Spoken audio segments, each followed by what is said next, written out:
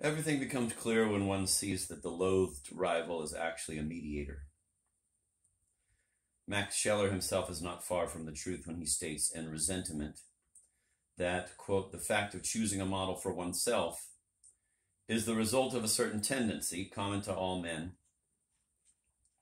to compare oneself with others. And he goes on to say, quote, all jealousy, all ambition, and even an ideal like the imitation of Christ is based on such comparisons, end of quote.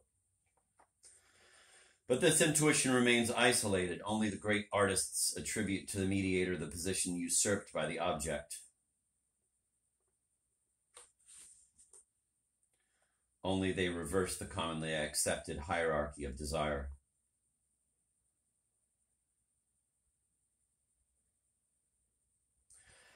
In the Memoirs of a Tourist, Stendhal warns his readers against what he calls the modern emotions, the fruits of universal vanity, quote, envy, jealousy, and impotent hatred, end of quote. Stendhal's formula gathers together the three triangular emotions. It considers them apart from any particular object. It associates them with that imperative need to imitate, by which, according to the novelist, the 19th century is completely possessed.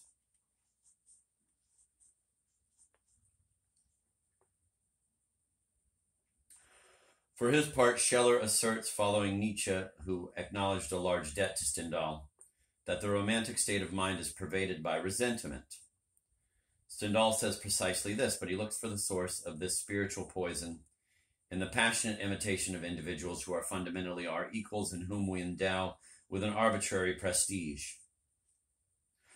If the modern emotions flourish, it is not because envious natures and jealous temperaments have unfortunately and mysteriously increased in number, but because internal mediation triumphs in a universe where the differences between men are gradually erased.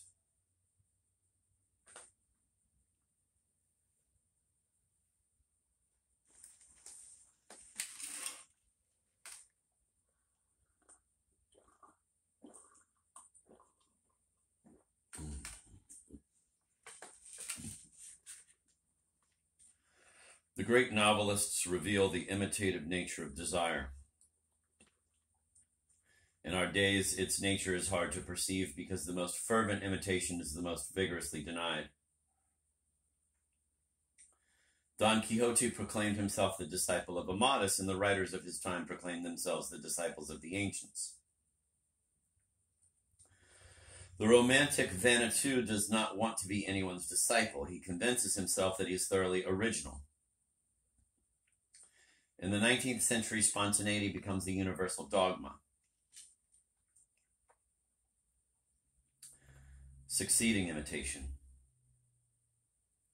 Stendhal warns us at every step that we must not be fooled by these individualisms professed with fanfare, for they merely hide a new form of imitation. Romantic revulsion, hatred of society, nostalgia for the desert, just as gregariousness, usually conceal a morbid concern for the other.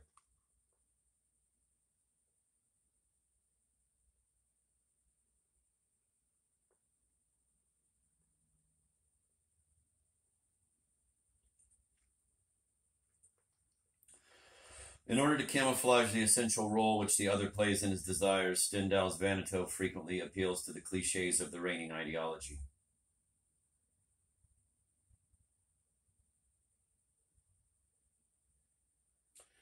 Behind the devotion, the mawkish altruism, the hypocritical engagement of the grands dames of 1830, Stendhal finds not the generous impulse of a being truly prepared to give itself, but rather the tormented recourse of vanity at bay, the centrifugal movement of an ego powerless to desire by itself. The novelist lets his characters act and speak. Then, in the twinkling of an eye, he reveals to us the mediator.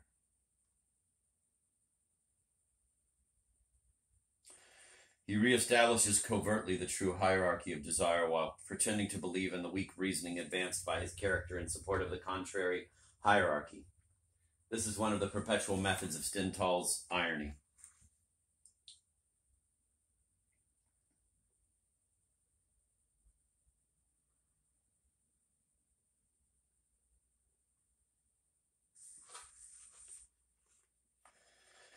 The romantic vanito always wants to convince himself that his desire is written into the nature of things, or, which amounts to the same thing, that it is the emanation of a serene subjectivity, the creation ex nihilo of a quasi-divine ego. Desire is no longer rooted in the object, perhaps, but it is rooted in the subject. It is certainly not rooted in the other. The objective and subjective fallacies are one and the same. Both originate in the image which we all have of our own desires. Subjectivisms and objectivisms, subjectivisms and objectivisms, romanticisms and realisms, individualisms and scientisms, idealisms and positivisms appear to be in opposition but are secretly in agreement to conceal the presence of the mediator. All these dogmas are the aesthetic or philosophic translation of worldviews peculiar to internal mediation. They all depend directly or indirectly on the lie of spontaneous desire. They all defend the same illusion of autonomy to which modern man is passionately devoted.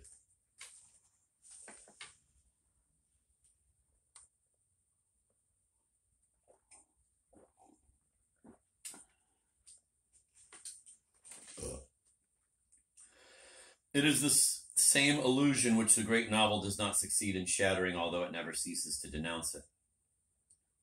Unlike the Romantics and Neo-Romantics, a Cervantes, a Flaubert, and a Stendhal reveal the truth of desire in their great novels.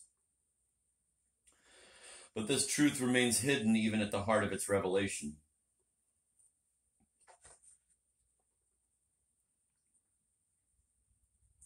The reader, who is usually convinced of his own spontaneity, applies to the work the meanings he already applies to the world.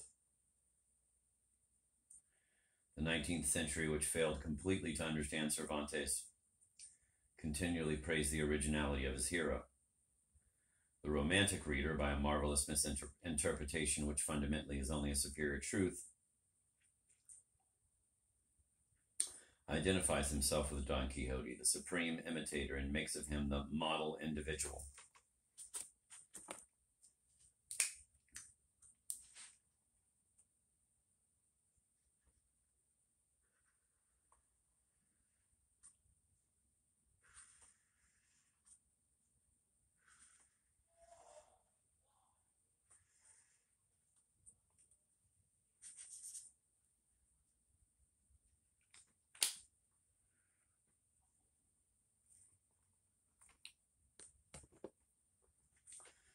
Thus, it should not surprise us that the term Romanesque still reflects in its ambiguity our unawareness of all mediation. The term denotes the chivalric romances, and it denotes Don Quixote. It can be synonymous with romantic, and it can indicate the destruction of romantic pretensions.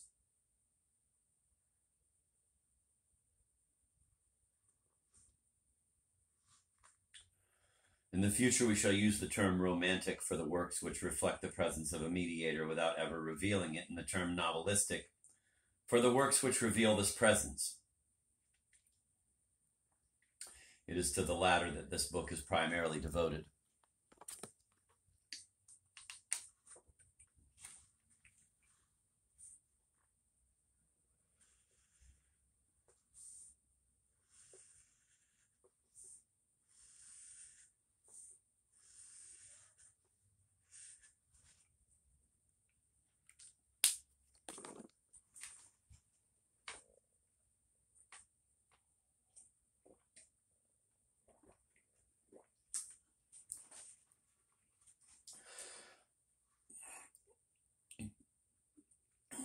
In the French original, constant association and opposition of romantique and romanesque, with their same radical and different endings, tried to convey something of an essential yet elusive difference between the works which passively reflect and those which actively reveal mediated desire. The two words are not interchangeable, to be sure.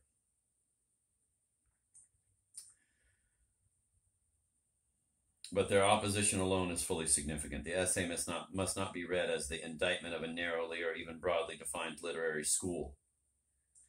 Neither is it an effort to circumscribe the genre of the novel. The author is aware that Jean Centeville is a novel and should be classified as such if classifications were the order of the day.